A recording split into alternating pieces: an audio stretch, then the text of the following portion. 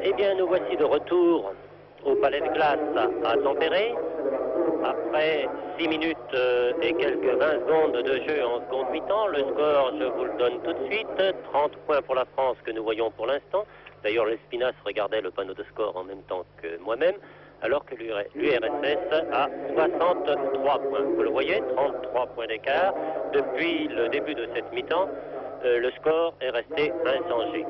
Je ne voudrais pas trouver d'excuses à l'équipe de France qui n'est pas complète en Finlande, car il manque bien sûr de grands joueurs comme Balzer, Laurent et Max de Rigaud. Non plus d'excuses avec la blessure de Michel Leray. Jean-Paul Sérini, le soigneur et masseur de l'équipe de France, m'a bien signalé qu'il aurait pu, en soignant Michel Leray d'une façon très énergique, réussir à lui faire jouer quelques matchs en fin de championnat, mais il a préféré laisser Michel Leray sur la touche de façon à ne pas mettre, si vous voulez, pour la fin du championnat et surtout pour le début de ce championnat de France, Michel Leray sur la touche dans son équipe qui est maintenant Villeurbanne, alors que l'équipe de France a la balle en la personne de l'Espinasse qui donne à De Gros. Je vous le dis bien, il ne s'agit pas d'excuses, mais simplement de circonstances atténuantes. Alors que les Français ont toujours la balle, De Gros qui donne sous le panier, qui voulait donner sous le panier à Michel Longueville, mais interception des Soviétiques. Polivoda, Chakandelitz, Seliov. Seliov qui donne à Thompson. Seliov, Chakandelitz. Le numéro 12 qui est rentré tout à l'heure, il s'agit de Lepmens. Polivoda qui n'a pu marquer. Le Français Longueville. Michel a récupéré la balle. Longueville joue au Stade Français, il mesure 2,04 m. C'est notre pivot, puisque l'on emploie ce terme, le pivot, qui est le plus grand en équipe de France. Polivoda.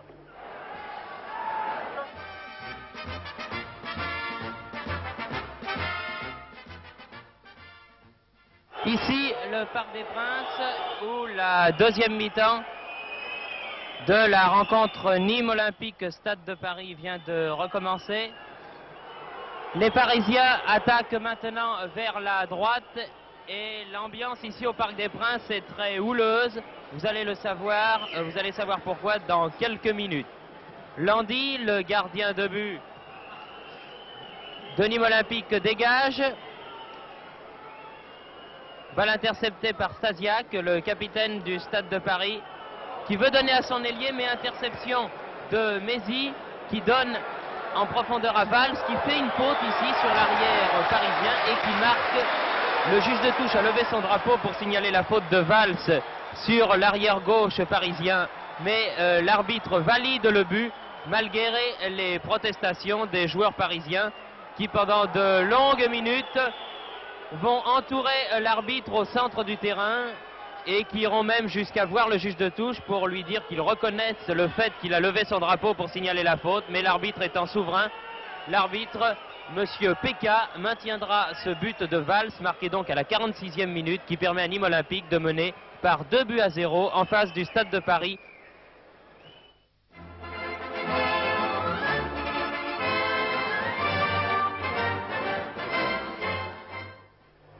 Tir à mi-distance est réussi. Ah, si Jean De Gros pouvait retrouver sa patte, pour employer une expression de basket, sa patte d'autrefois, car il y a 3 ou 4 ans, Jean De Gros était très adroit à mi-distance et maintenant il l'est beaucoup moins. Et me disait-il tout simplement parce que j'ai peur de manquer mon tir, alors que le soviétique Tsar Mohamedov aggrave le score. Je vous disais donc qu'il avait peur de tirer, car si je manque, je n'ai personne pour récupérer cette balle sur les paniers, ce qui est vrai, mais pas une excuse.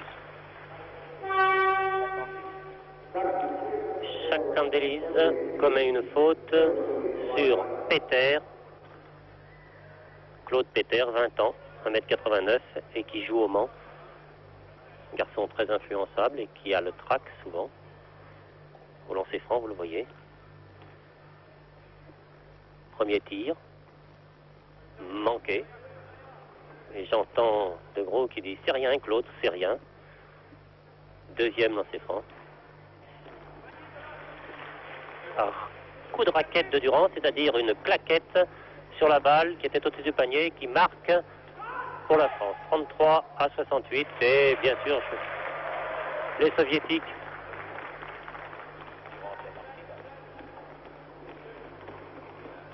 De Gros qui s'infiltre au dribble, passe à Bonato, manqué, et c'est encore les Soviétiques qui, si cette fois ils ne marquent pas, voilà, Thompson contre-attaque tout de suite, une petite passe très courte et Thompson place la balle dans le panier, très tranquillement comme à la parade, tandis que De Gros ne perd pas la balle, mais cette balle a été poussée par Thompson dans son dos au profit de Selihoff.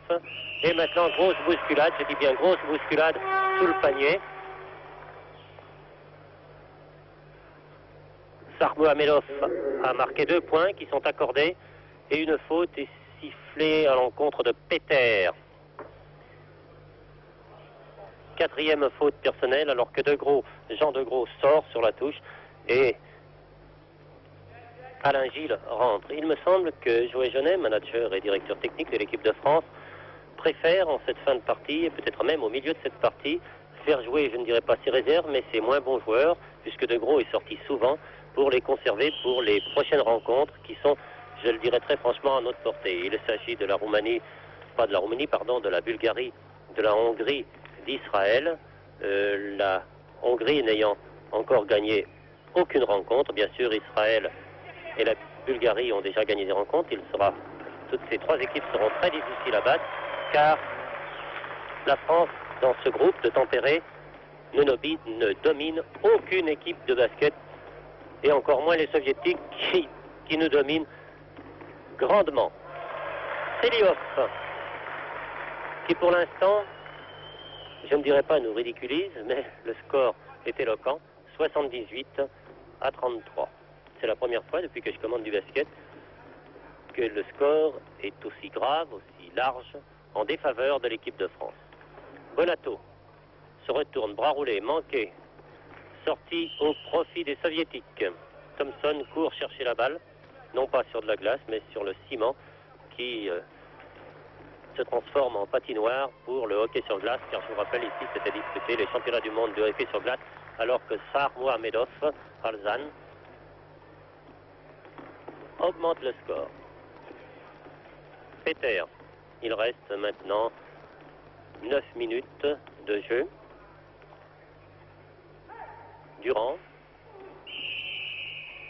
marché, un déclare d'arbitre et une faute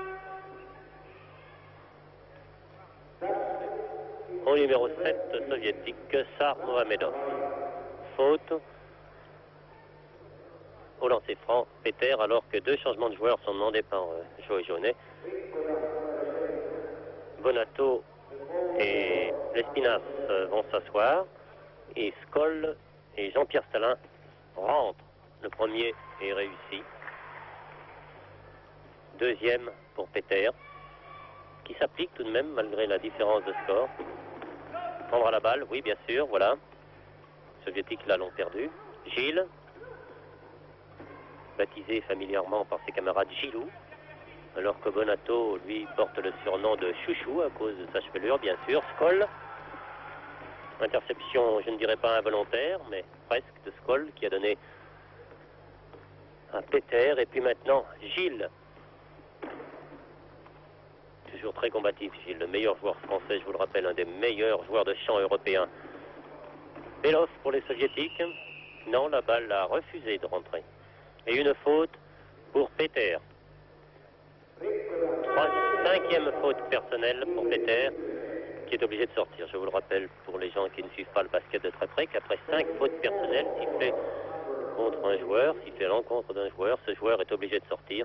Il est remplacé par le numéro 4 français, qui est un tout jeune garçon, un junior, qui est un international junior, qui joue au Mans lui aussi, qui mesure 1m87 et qui se prénomme Francis pour le nom de Schneider. Francis Schneider. Au lancer franc, Belov, qui ne manque pas l'occasion, tout au moins qui ne manque pas la première occasion de donner un point à son équipe et d'en ajouter un autre. 82 pour l'URSS, je n'ose plus vous donner le score français. Stalin. Gilles. Gilles toujours, Stalin.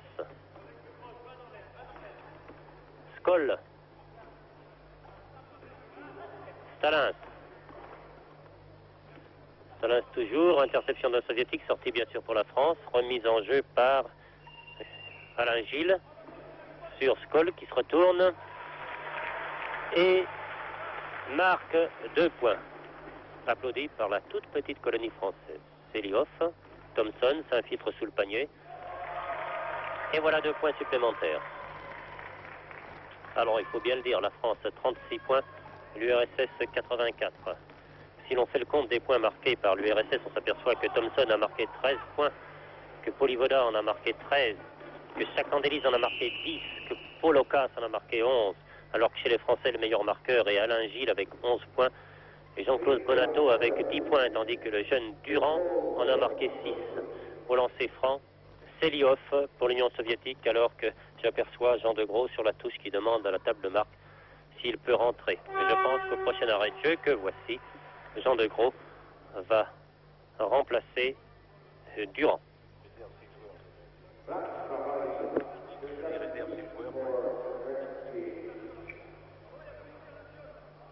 Deuxième lancer franc pour Selihoff. En consultant mes notes, on s'aperçoit que pour cette 4e rencontre que joue l'Union soviétique, c'est le score le plus élevé, avec le plus de différence. L'URSS a battu Israël 93 à 65, alors que nous sommes encore loin des 65 points. Je sais bien qu'il reste encore 7 minutes de jeu. L'URSS a battu l'Allemagne de l'Est par 83 points à 67 et a battu la Hongrie par 85 points à 54. Peut-être arriverons-nous à égaler la performance, si on peut appeler ça une performance, de l'Allemagne de la Hongrie en réussissant nos 54 points. Mais l'Union soviétique, n'a pas fini, elle non plus, d'augmenter le score, alors que Skoll manque une occasion et qu'un changement de joueur est demandé par l'Union soviétique. Le numéro 4, Krikoun, rentre et le numéro 8, Selihoff, sort. Skoll pour son 2e lancer franc. Skoll qui semble très déçu, l'image nous le montre, et réussit tout de même. Alain Skoll est guadeloupéen et joue à Vichy. Krikoun, Belov, tire, manqué mais récupéré par les 2,15 m de Andreev, qui possède toujours cette balle. Une faute contre Stalins et la punition qui s'ensuit. 2 lancers francs au profit des soviétiques.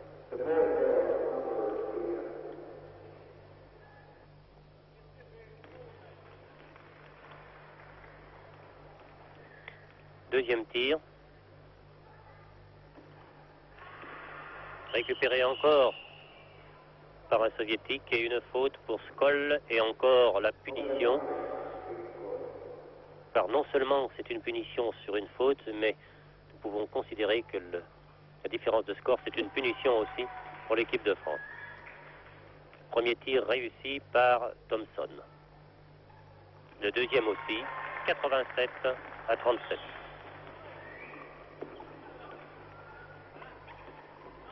Skoll pour la France. Tir à mi-distance. Tout de même, enfin, les joueurs français viennent pour tirer à mi-distance.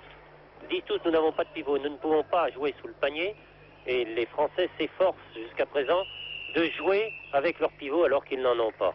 Alors que s'ils avaient un peu d'adresse à mi-distance, je ne dirais pas qu'il leur suffirait de jouer à mi-distance, mais tout de même, ils marqueraient quelques points supplémentaires. Cette réflexion est surtout valable pour la rencontre contre l'Italie que nous avons perdue il y a 2 jours de 3 points alors que nous pouvions la gagner. Gilles tire lui aussi à mi-distance, manqué et bien sûr récupéré par les soviétiques. Krikoun qui donne à Thomson, manqué, récupéré par Stalins qui a donné à De Gros. Un contre de Belov. La balle est sortie pour les Français. Schneider a remis en jeu sur Stalins qui a donné à De Gros. Gilles. De Gros. Schneider. Et qui réussit. Schneider, qui, je vous le rappelle, est international junior et qui a la réputation d'être un garçon très adroit. Belov. Maintenant, ils vont en mettre. Remise en jeu par les Français sur la touche pour les 3 secondes d'un soviétique dans la raquette du panier français. De Gros. Gilles. De Gros. Gilles. Tir manqué non pas par Monterrey, mais cette fois légèrement contré par un soviétique. Thompson. Lepmetz. Krikun. Lepmetz, qui lui aussi fait preuve de beaucoup d'adresse. 89 pour l'Union soviétique, 41 pour la France et 5 minutes de jeu. Je vous rappelle que nous sommes dans les 5 dernières minutes, c'est-à-dire que maintenant toutes les fautes seront sanctionnées de 2 lancers francs, quel que soit l'endroit où la faute est commise sur le terrain. Alors que pendant le reste de la partie, pour que cette faute soit sanctionnée de 2 lancers francs, il faut qu'elle soit commise alors que le joueur était en passe de marquer ou en position de marquer. Vous avez vu le contre du géant soviétique. Que voulez-vous que fasse De Gros contre ses 2,15 m, alors que Krikun, très bien lancé et tout seul, sans aucune opposition, marque. Gilles. De Gros. Schneider passe derrière lui.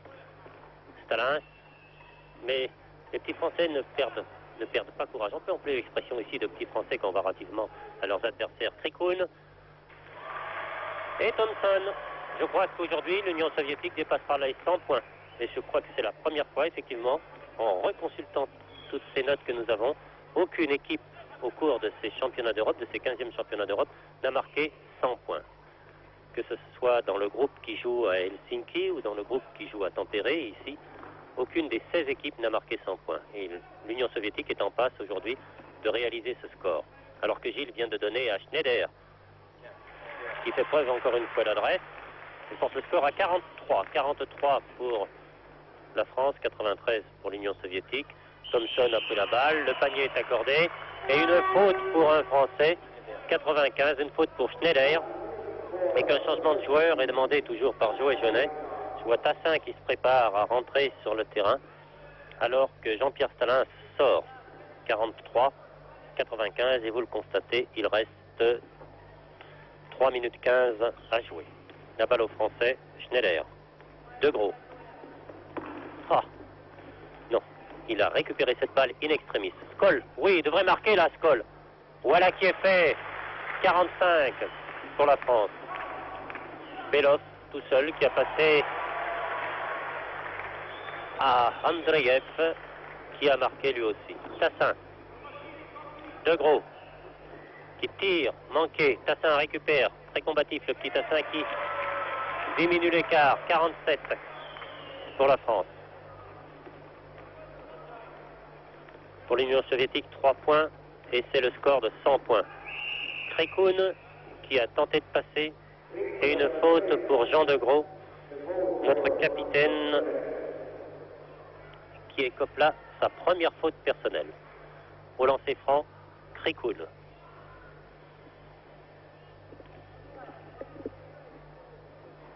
« 50 points d'écart, c'est assez, je ne dirais pas extraordinaire, mais très décevant. Deuxième lancer franc, manqué. Et entre deux, demandé par l'arbitre, bien sûr, le panier n'est pas accordé. Entre deux, entre Charles Tassin et Serge Belov. Non, pardon, oh non, c'est assez curieux. Andreev qui fait 2,15 m. Et Andreev a bien sûr eu cette balle, mais Skoll l'a récupérée. Donne à Gilles. Oh, Skoll, quel manque de contrôle de balle chez ce garçon, qui vient là d'effectuer ce qu'on appelle un dribble en l'air, c'est-à-dire non pas une faute, mais la balle est au soviétique. Krikun. Il reste 2 minutes 15 de jeu, qui a manqué son tir. Et je vous disais que les soviétiques étaient en passe d'arriver aux 100 points. Ce n'est pas encore fait, mais une faute a été sifflée par les deux arbitres. Une faute qui sanctionne un geste d'Andreev. Skoll au lancer franc. Oui. Je crois que maintenant, les garçons de l'équipe de France sont décontractés car ils n'ont rien à perdre, ils ont déjà tout perdu. Et termineraient cette partie, non pas mieux qu'ils l'ont commencé, car quand même, ils sont bien battus au cours de cette rencontre avec l'URSS. Je vous rappelle quand même que l'URSS était championne du monde au dernier championnat à Rio de Janeiro, alors que Andreev approche des 100 points, 99, il reste 2 minutes de jeu. Skoll tire, réussi, et oui, c'est ce qu'il fallait faire déjà depuis, je sais pas, 45 minutes, depuis le début de la partie. Essayer de tirer à mi-distance, et d'ailleurs depuis le début de ce championnat d'Europe, retrouver l'adresse et tirer à mi-distance, car sous les paniers, nous le savons, contre les géants, contre ces gabarits assez impressionnants, qu'ils soient d'Allemagne de l'Est, qu'ils soient soviétiques, qu'ils soient même israéliens ou grecs, il faut tirer à mi-distance quand on ne peut pas passer par-dessous les paniers. Thompson au lancer franc. Le premier utilisé, voilà. 100. Le score indique 0-0, car il ne possède pas un troisième chiffre, ce panneau d'affichage ayant été conçu pour le hockey sur glace, qui est le sport bien sûr le plus pratiqué ici à Tampere. Le score marque 0-1, mais il ne faut pas s'y tromper, ce n'est pas la France qui mène 50 points à 1 point, mais l'Union soviétique qui mène 101 points à 50, et qui possède la balle pour l'instant dans la personne de Krikoun. Belov. Manqué, et c'est Thompson qui a repoussé de la main droite cette balle dans le panier. 103 points. De Gros. Il reste 1 minute de jeu effectif. Gilles, très belle passe de Gros sur Gilles qui malheureusement en manque un sortir. Très belle passe de Gros au ras du sol, vous l'avez vu. Relais de balle entre les soviétiques sur Krikoun qui n'a pas réussi à marquer, il faut le dire, bousculé par Schneider et Tassin, et c'est Tassin qui a écopé de la faute personnelle, quatrième faute personnelle pour Tassin, mais il semble maintenant que plus rien n'a d'importance, on ne peut même pas limiter, j'ai pas très envie de le dire, mais enfin il faut le dire, de limiter les dégâts. C'est encore un soviétique qui a la balle, Krikoun, premier lancer franc, 104 points à 50, 54 points d'écart. Deuxième lancer franc manqué, mais l'arbitre le redonne, car Skoll est sorti de son emplacement avant que Krikoun ait tiré. Deuxième manqué lui aussi, et récupéré par Lepmetz, et une faute pour Tassin. Une faute pour Tassin. Cinquième faute personnelle, il sort. Par qui va-t-il être remplacé? Personne ne bouge sur la touche du côté français. Si, c'est l'Espinasse qui quitte son survêtement. Je crois que c'est le découragement total du côté français. Espinasse qui rentre en jeu, pas très pressé. Il reste 45 secondes de jeu. On n'avait jamais pris ça, jamais avec les jamais pris ça. Non, au cours de la petite histoire des nombreuses rencontres contre l'Union soviétique, nous n'avons jamais subi une telle défaite. 71-45 en 63 à Moscou, 64-49, 77-59. Nous avons subi 9 défaites pour une victoire dans l'histoire des rencontres avec l'Union soviétique, mais jamais avec un tel score. Alors que De Gros tente de passer, ne réussit pas, et la balle est sortie pour la France. Il reste 25 secondes de jeu.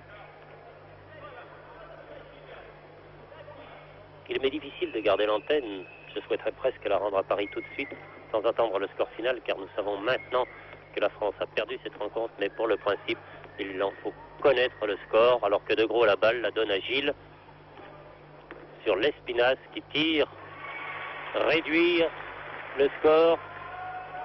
Les soviétiques restent 20 secondes de jeu, 15 secondes maintenant. Elles sont très tranquilles. Lepmetz a regardé le chronomètre, a donné à Belov, et puis à Krikoun, et puis à Thompson. Une faute d'un Français, il s'agit de Skoll. Le panier n'est pas accordé. Non. Il s'agit de 3 secondes dans la raquette pour un joueur soviétique. La balle est en français, 5 secondes de jeu. De Gros tire maintenant, Jean. C'est l'occasion, et le tir, bien sûr, contré par les 2,15 m. C'est un soviétique qui a pris la balle, et qui, avec une est assez diabolique, ajoute 2 points au score soviétique. 108 points à 52 pour la France, dont il semble que l'arbitre n'ait pas accordé ces 2 derniers points, l'accord n'ayant, je n'ose pas dire sifflé, mais retenti au moment où le soviétique tirait. Je vous rappelle donc qu'ici la France vient de subir une défaite très lourde devant les soviétiques pour les championnats d'Europe sur le score de 106 points à 52. Il est maintenant l'heure de retourner au studio. Oui, maintenant le panneau d'affichage l'indique, 108 points à 52. Il est maintenant l'heure de retourner au studio 102 en vous rappelant que les images étaient de la télévision finlandaise et le score un peu triste de Joseph Choupin. À vous, le studio 102.